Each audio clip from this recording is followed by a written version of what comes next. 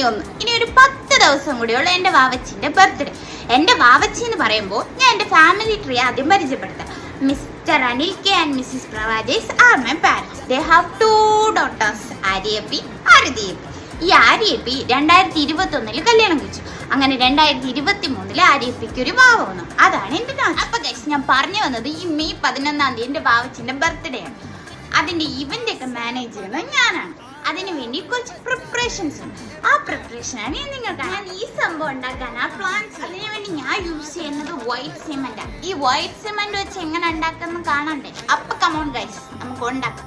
Guys, ആദ്യം നമുക്ക് ലെറ്റേഴ്സിന്റെ outline വരച്ചെടുക്കാം.